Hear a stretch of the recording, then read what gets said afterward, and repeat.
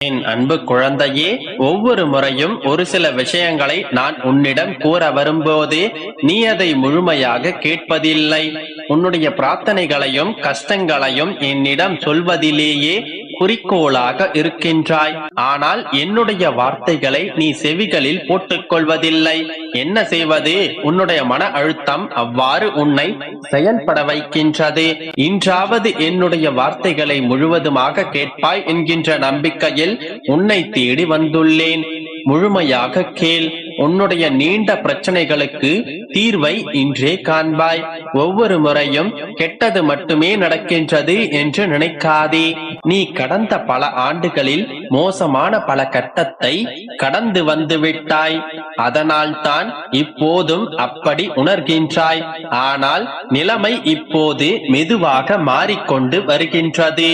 வாழ்க்கையில் உனக்கு நல்ல விஷயங்கள் நடக்க ஆரம்பித்து விட்டன.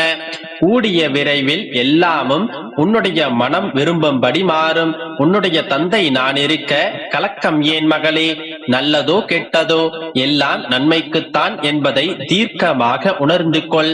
உன்னால் முடிந்தால் உன்னுடைய சோதனைகளை தாங்கிக் கொள். இல்லை என்றால் என் பாதங்களில் சமர்ப்பித்து விடு. எதுவும் நிரந்தரமில்லை. எல்லாம் ஒரு நாள் மாறிவிடும்.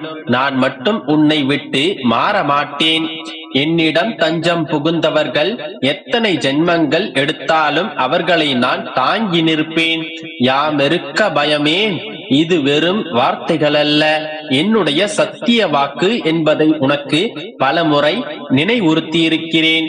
என் பிள்ளையின் சந்தோஷம் தான் என்னுடைய சந்தோஷம். என் பிள்ளையின் கஷ்டம் எனக்கு ஏற்பட்ட வழி. அதை உனக்கு பதிலாக நான் தாங்குவேன். இப்படி நடந்து விடுமோ அப்படி நடந்து விடுமோ என்ற பயத்தை முதலில் தூக்கி எறி. நீ என்னுடைய அன்பு பிள்ளை. உனக்கான அனைத்தையும் உன்னை விட எனக்கு நன்றாக தெரியும். உனக்கு என்ன நடக்கப் போகின்றது, உன்னுடைய எதிர்காலம் எப்படி இருக்கும் என்பதும் எனக்கு நன்றாக தெரியும். அதனால் தான் நீ அழுது புலம்பும் போதும் கவலைப்பட்டு கண்ணீர் வடிக்கும் போதும் நான் அமைதியாக சிரித்துக் கொண்டிருக்கின்றேன். ஏனென்றால் இன்று நீ வடிக்கும் கண்ணீர் அர்த்தமற்றது. எதிர்காலத்தில் நீ மகிழ்ச்சியாக வாழத்தான் போகின்றாய். அப்பொழுது இப்போது நீ வடிக்கும் கண்ணீர் அர்த்தமற்றது என்பதை புரிந்து கொள்வாய். அந்த சந்தோஷ தருணங்களின் போதே இதற்காகத்தான் இத்தனை கஷ்டங்களை பட்டோமா, இதற்காகத்தான் இத்தனை கண்ணீர் வடித்தோமா என்று நீயும் என்னை போன்றே புன்னகை செய்வாய்.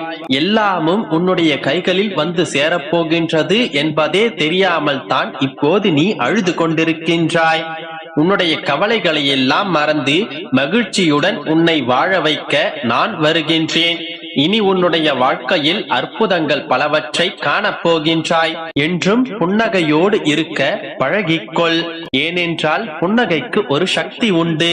அது உன்னை நேசிப்பவர்களுக்கு மகிழ்ச்சியை கொடுக்கும். வெறுப்பவர்களுக்கோ அதுவே தண்டனையாகும். யாரை நம்பியும் நீ இங்கு வரவில்லை.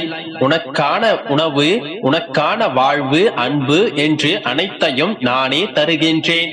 எனவே அடுத்தவரின் வார்த்தைக்கு நொந்து போகாதே. என் பிள்ளை நீ. உன்னை நிம்மதியாக வாழ வைப்பது என்னுடைய வாழ்வின் குறிக்கோள். எனவே என் மீது நம்பிக்கை வைத்து மகிழ்ச்சியாக இரு. குழந்தையே, ஏன் உற்சாகமின்றி காணப்படுகின்றாய்? இன்று ஒரு சில முக்கியமான விஷயங்களை உன்னிடம் கூறி ஒரு நல்ல செய்தியை உன்னிடம் சேர்ப்பித்து உன்னை உற்சாகமாக்கவே உன்னுடைய அப்பா வந்திருக்கின்றேன். ஒரு நல்ல விஷயம் நடக்கும் என்று காத்து கொண்டிருக்கின்றாய். அது நடக்குமா நடக்காதா என்று குழம்பிக் கொண்டும் இருக்கின்றாய். நடக்கும் நிகழ்வுகள் எதுவும் உனக்கு சாதகமாகவும் இல்லை. எனவே உன்னுடைய நம்பிக்கை சிறிது ஆட்டம் கண்டுவிட்டது. நடக்காமல் போய்விடுமோ என்ற பயமும் உன்னை பற்றி கொண்டது. என் தங்கமே, திடமாக இரு. நல்லதையே சிந்தி, நல்லதையே செய். இப்போது நடக்கும் நிகழ்வுகள் புயல் போல இருக்கலாம். ஆனால் இதே நிலைமை நீடிக்காது. ஒரு நாள் நிச்சயமாக மாறும். கண்டிப்பாக மாற்றுவேன். ஏனென்றால் நீ என்னுடைய செல்ல பிள்ளை. உன் வாழ்க்கை என்னுடைய பொறுப்பு. உன்னை நான் நல்வழிப்படுத்துவேன். நீ உன்னை எப்படி வைத்துக் கொள்ள வேண்டும் என்று நினைக்கின்றாயோ அப்படியே வைத்துக் கொண்டு வாழ பழகிக்கொள். அதில் நன்மை வந்தாலும் தீமை வந்தாலும் உனக்கு ஒரு அனுபவம் கிடைக்கும். அதை வைத்து நீ உன்னுடைய வாழ்க்கையை திரித்துக் கொள்ளலாம். நீ பெண்ணாக இருந்தாலும் சரி, ஆணாக இருந்தாலும் சரி, வருகின்ற துன்பத்தை எதிர்கொள்ளக்கூடிய ஆற்றலை உருவாக்கிக் கொள். மனிதன் மீது வைக்கும் நம்பிக்கையை விட இறைவன் மீது வைக்கும் நம்பிக்கையை அதிகரித்துக் கொள்.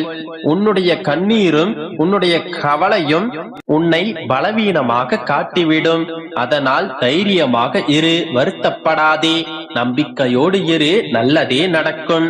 என் அன்பு குழந்தையே, உன்னை நினைத்து அழுவதா இல்லை சிரிப்பதா என்றே எனக்கு தெரியவில்லை. நீ எத்தனை பெரிய அதிர்ஷ்டசாலி என்று தெரியாமல் எனக்கு எதுவுமே நடக்கவில்லை, என் வாழ்க்கையில் எனக்கு எதுவுமே கிடைக்கவில்லை என்று புலம்பிக் கொண்டே இருக்கின்றாய். ஒவ்வொரு நாளும் அதிர்ஷ்டம் உன் பக்கமே இருக்கும். உனக்கான அதிர்ஷ்ட காலத்தினாலேயே என்னுடைய பிள்ளையாக உருவெடுத்திருக்கின்றாய். இன்றும் என்னுடைய செல்ல பிள்ளையாக வாழ்ந்து கொண்டும் இருக்கின்றாய். உன்னை துன்புறுத்துபவர்கள் என்னை அறியாததால் உன்னை காயப்படுத்துகின்றனர்.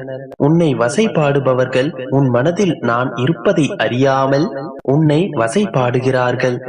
அவர்களுக்கான தண்டனை காலம் விரைவில் வரும். நீயும் நானும் ஒரே இடத்தில்தான் இருக்கின்றோம். உனக்கு தேவையானதை என்னிடம் கேட்டு உன்னுடைய வேண்டுதல்களை நிவர்த்தி செய்து கொள். நீ எதை கேட்டாலும் எப்பொழுது கேட்டாலும் உன்னுடைய வேண்டுதலை நான் நிறைவேற்றி தருவேன். நீ எப்பொழுது கூப்பிட்டாலும் நான் உன் கண்முன்னே தோன்றுவேன். நான் அனுப்பும் ஆத்மானந்த வைபவங்களை அநேக சமயங்களில் நீயும் உன் கண்களில் பார்த்திருக்கின்றாய். அப்படி இருக்கும்போது எதற்காக கவலைப்படுகின்றாய்? ஏற்ற காலத்தில் அனைத்தையும் சரி செய்து விடுவேன். என் கண்மணியே, கவலைகளை தூரம் வைத்துவிட்டு எவ்வித சலனமும் இல்லாமல் சலனமற்ற நற்சிந்தனைகளோடு வாழ பழகு. குழந்தையே, இந்த கலியுகத்தில் குருவின் பார்வை சீடர்களிடம் படுவது, குருவின் பாதங்களில் சரணடைவது பாக்கியசாலிகளால் மட்டுமே முடியும். சுருக்கமாக சொன்னால், குரு கிருபை என்று ஒன்று இருந்தால் மட்டுமே பாவ பய துக்கங்கள் நீங்கி அருள் கிடைக்கும். அப்படிப்பட்ட குரு கிருபை உனக்கு நிறைந்து இருக்கின்றது. என்னுடைய ஆசீர்வாதம் உனக்கு நிறைந்து இருக்கின்றது. அதனால்தான் சொல்கிறேன், நீ அதிர்ஷ்டசாலி. பிறப்பிலே அதிர்ஷ்டசாலியான நீ எப்போது நீ என்னை சந்தித்தாயோ, எப்போது என்னுடைய இந்த உபதேசங்கள் உன்னுடைய செவிகளில் வந்து சேர்ந்ததோ, அப்போதே தெரிந்து கொள், அதிர்ஷ்டம் உன் பக்கம். இனி உன் வாழ்க்கையில் எல்லாம் உன்